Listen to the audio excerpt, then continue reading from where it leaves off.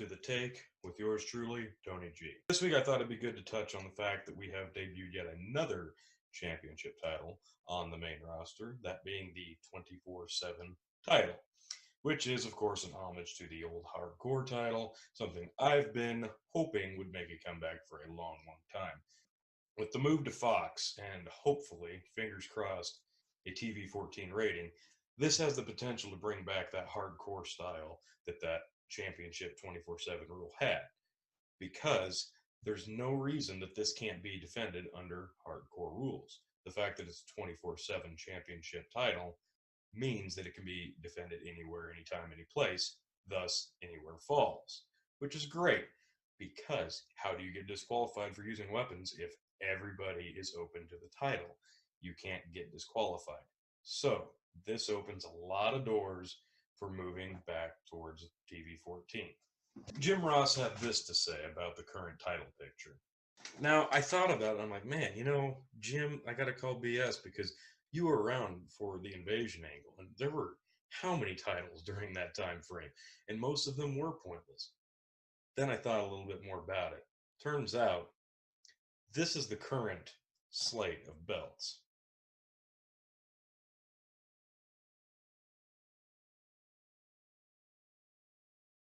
There are currently 11 titles in circulation right now on the main roster and 205 Live.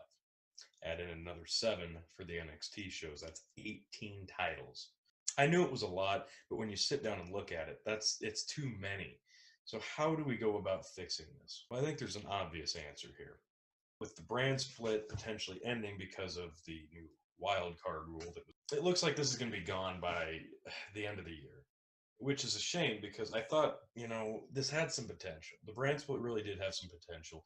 There was enough people on both rosters to make this work. Again, too bad it's not enough established talent, because originally, when the brand split happened, the talent base was enormous. There were so many established talents that people got lost in the shuffle. Like the mid-card was stacked, absolutely stacked. Now, unfortunately, not so much. With the brand split potentially ending, we could do a lot of damage control with the current chaotic scene that is the title picture. As much as I hate to say this, the US title and the Intercontinental title do not need to exist at the same time. Personally, as a WWE guy for life, I would keep the Intercontinental title around, and I would do away with the US title. Unify the two belts, because let's face it, we don't need two upper mid-card belts in rotation at the same time if the brand split ends.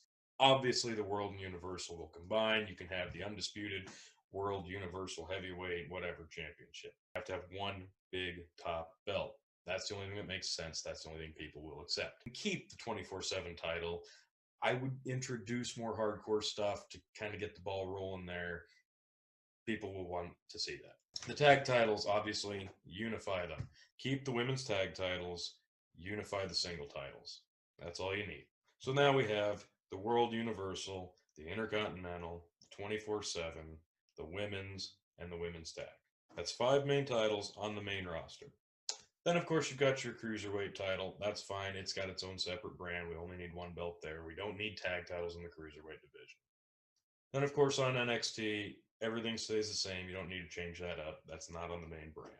Having 5 main titles on one brand, because at this point, Raw and SmackDown, they're the same brand. That's the way to go. If you're trying to fill up a 5-hour time slot between 3 hours on Monday and 2 hours on maybe Friday, you got 5 hours, 5 titles. It is doable. So that's what I would do with the titles. It's just a personal thing. I think there should be less. It makes it more meaningful when you win one, if there's less of them to go around. Nowadays, everybody gets a participation trophy, right? Well, that needs to end, especially if the brand split is going to come to an end.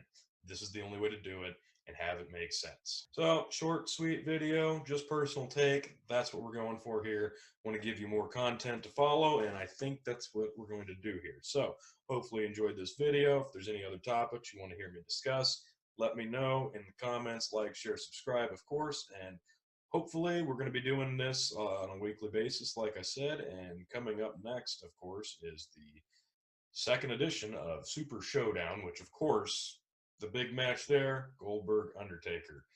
Never thought we'd get to see it. Here we are. Maybe it's a little past its time, but you know you're still going to be excited to watch it. I know I am. Phil's still losing his mind over it. It's going to be a good time. Hopefully, we'll get to review that as quickly as we possibly can, but I doubt we're going to get to do a live review since it's on a Friday. It's kind of in the middle of the day. But that's it. Thanks for watching, and look for more videos coming soon your way.